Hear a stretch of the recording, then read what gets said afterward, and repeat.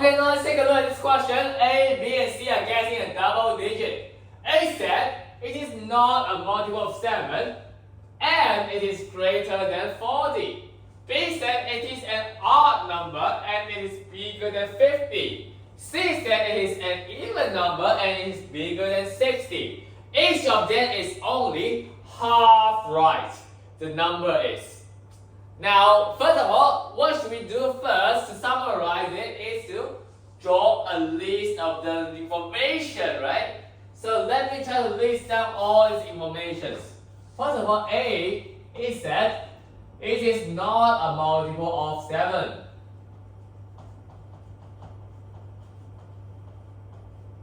And we can say also it's a greater than 40. So it's also greater than 40. Now what B said is it is an odd number and bigger than 50. So B said it's odd and it is also greater than 50. Now what C said is even number and it's bigger than 60. So it's an even number.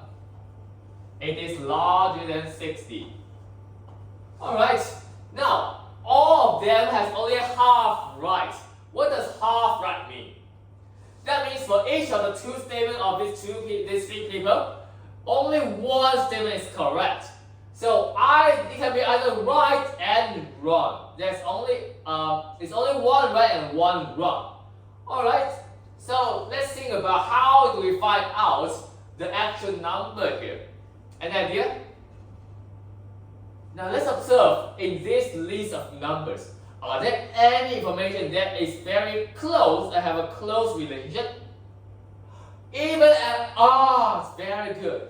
Now, even and odds, will these two properties happen in one number? It won't. So that means the number, it can be either odd and either even. So these two conditions, only one is correct and another one should be wrong. Alright, now if this is the case, let's observe for this constraint here.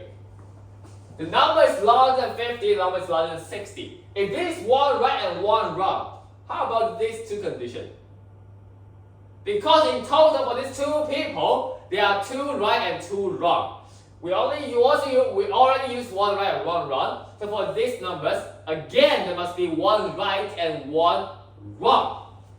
So for this 50 and 60, one correct and one false. Then let's observe if this is right and this is wrong. Is that possible? Is there a number that is larger than 50 but is not larger than 60? So that means it is larger than 50 but it's less or equal to 60. Any number that? Very good.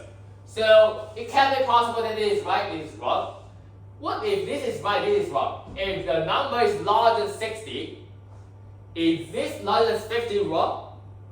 It's not possible, right? So that means only this is right, this is correct, this is wrong, that is feasible. So 50 is right, this is wrong. If this is the case, what should we do to these two constraints? This is right, so this is wrong. If this is wrong, this is right. Then let's observe over here. Now for this number, it is larger than 40. If it is larger than 50, will it be larger than 40? Of course it is. And then, if this is right, this is wrong. It is not multiple of 7, this is wrong, so that means this number is a what? It's a multiple of 7. So now let me list down the constraint over here. The number, first of all, it is a multiple of 7.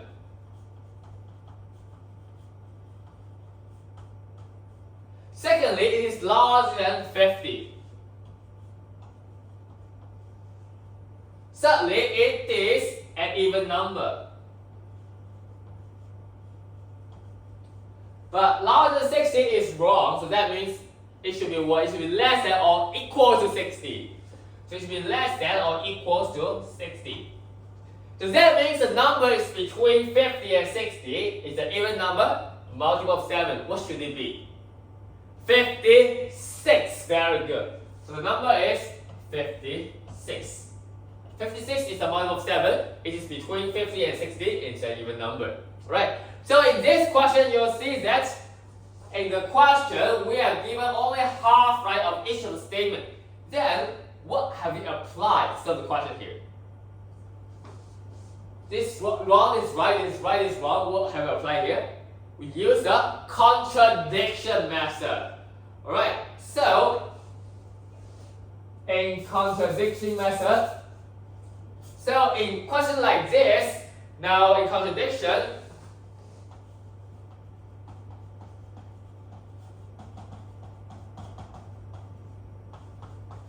one must be right, another one must be wrong. Alright, now please write down notes next to your handout.